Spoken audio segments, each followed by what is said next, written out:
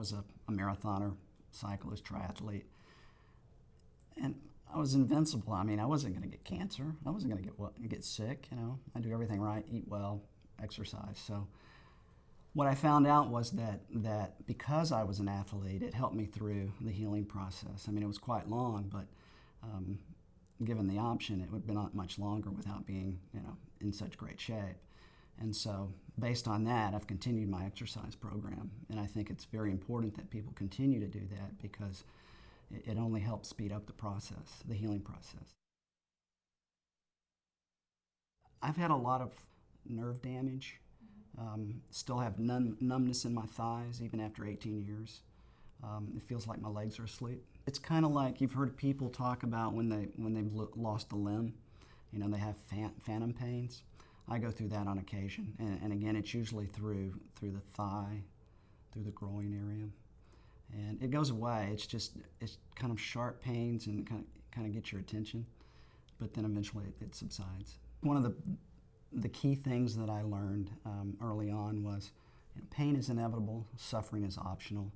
And I think that's a phrase that anyone can embrace and should embrace because, you know, it's going to hurt, but you don't have to suffer through it. You know, and it's amazing how your will can help you get well.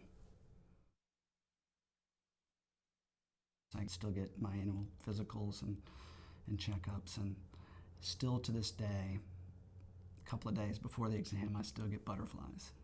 What if? You know, what do I do? What do I need to do if this happens again? I think that's a fact of life. I mean, I think that's just one thing you have to deal with as a cancer survivor, is that it may come back, it may not, but you're gonna have to think about it every day, which is not a bad thing. I think it helps you put things in perspective. I think it makes you think about the day and how you're gonna approach the day and, you know, what you're gonna do and you know, when you say goodbye to your spouse, you know, I love you. You know, I think it helps get your life in order and keep it in order. Community involvement is very important because it allows you to channel the energy away from worrying about yourself. After I was diagnosed, you know, you immediately want to run out and do something to, you know, help those who are in the hood. And so I got involved with some community involvements. At the time, there was an organization called Moncrief Mountain Ranch, and so I got involved with that and worked and fundraised and American Cancer Society. So, and I think it's really good. I think it's important for people to get involved with that. I think it channels the energy, you know, and I think it builds your soul. I'm Bob Blomquist. I'm 52 years old, and I'm a testicular cancer survivor.